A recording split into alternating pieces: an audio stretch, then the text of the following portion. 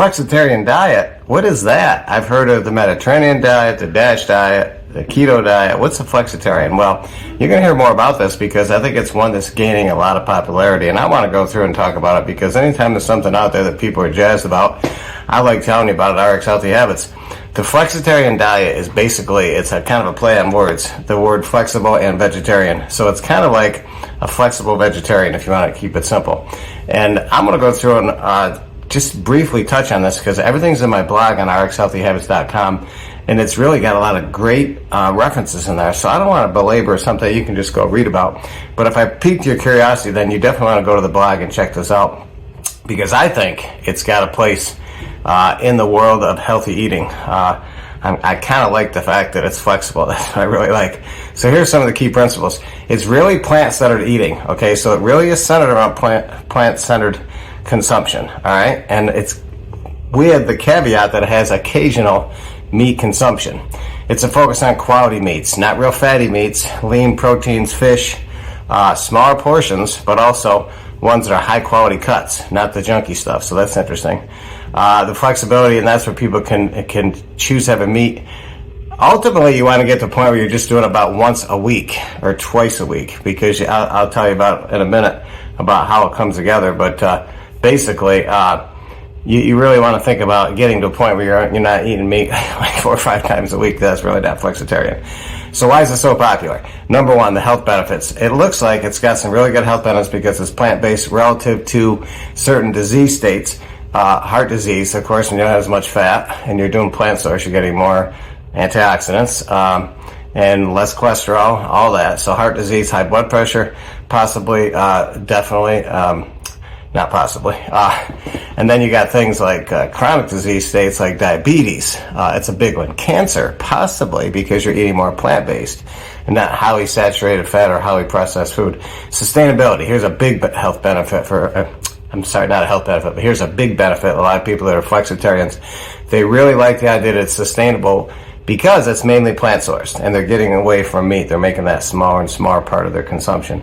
It's realistic and attainable. This is why I think it's so popular. People like the fact that you don't have to do a lot of things where you have a lot of restriction. You still can have your hamburger once in a while.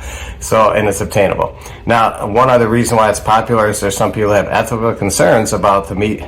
You know, the meat industry as far as being inhumane, and they want to support something that's less using, inhumane treatment of animals. So that's a consideration. It might not be your thing, but that's definitely a consideration. What are some of the typical foods? And then we're going to race through this. Again, it's all on the blog. Fruits, my favorite. I love fruits. Vegetables, whole grains, legumes, nuts and seeds, which I'm addicted to. Plant-based proteins, and then and these might be things like, the no meat, no meat burgers, you know what I mean, that are plant sourced.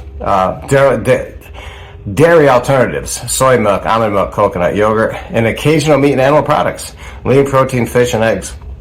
So eggs are part of it too. And of course, flexitarians typically, they always try a lot of meatless options to see if they can get there quicker, right? So typically, here's how it goes. It usually starts out that you're consuming about 21 out of your 21 meals a week. Most people eat probably 16 with meat, right? 15 or 16 with meat.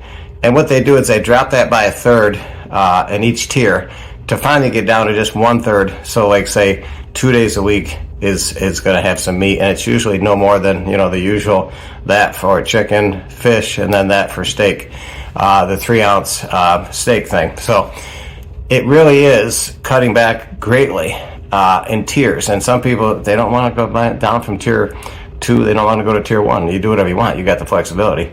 What are some advantages? The health benefits we talked about, sustainability, flexibility, all those are big advantages, and a lot of people that choose this, that's one of the reasons why. I think the flexibility is the reason why most do it. Now, here's some disadvantages. I want to talk about these, and we're going to wrap this up by talking about some other diets out there real quick. Nutritional concerns. Here's the thing. You might be lacking if you really don't pay attention to your plant source intake, that you're missing things you might get from some of your animal-based foods, especially B12, iron, some omega-3 fatty acids, especially from, you might get less if you're cutting down your proteins. So that's something that you have to be mindful of. You may have to consider extra supplementation. Social challenges. When you go out to dine out, you got that social thing going on. Sometimes it might require extra effort because you're a flexitarian and maybe you're down to your 1 day a week of meat or 2 days a week and you don't want to do it at this meal. Then you're kind of like dodging a little bit. Not too bad, but it's still there. So, and then here's one that I thought was interesting, and I think this could be a big problem. Potential overconsumption. If you're eating nuts and legumes and sometimes some fruit, you think, well, I can eat whatever I want. It's unlimited. No, it's not. A lot of people sometimes on flexitarian diets, they overconsume, especially when it's a plant-based, because I've seen vegans that were overweight. You've seen vegetarians that were overweight. And the other thing, too, is they don't realize, because it's flexitarian, they think they can have a lot of refined sugars. That's really not part of the diet. So a lot of refined sugars, pastas, breads is not really something that you're supposed to really gravitate to at all. And that's why I think the overconsumption takes place. Real quick, let's compare some other diets out. The Mediterranean diet is very similar, except the Mediterranean diet includes more seafood and olive oil. And, of course, the Mediterranean diet loves to have that wine in there. But they're good. The Mediterranean diet is very similar to this, except this is much more plant-centered than the Mediterranean diet. And they really don't have much restriction on meat. They like lean meats, but they don't have any restriction at all. So they emphasize, they emphasize plant-based, but they're not as much, focused on more plant-based and really a lot less meat. Keto diet. This is vastly different from the flexitarian diet. This is a balance of, plant-based foods and occasional meat. Keto is very high in fat, very low in carbohydrates, and moderate in protein. This is a diet that's much different. The keto diet, I think, is much different than a flexitarian diet. Does it have a place there? Sure. But I think a lot of times the macronutrients, the sources of your calories and macronutrients are much different. And I got to say, I believe that the flexitarian diet and Mediterranean diet is going to be much better for micronutrients.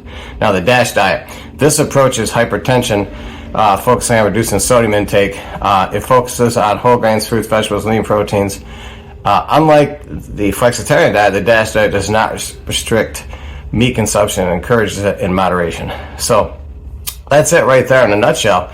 I think, from RxHealthyHabits, I think it's a viable option for some people, and it might give them a little bit less anxiety about having a plant source diet if they know that, a couple times a week they can have a meat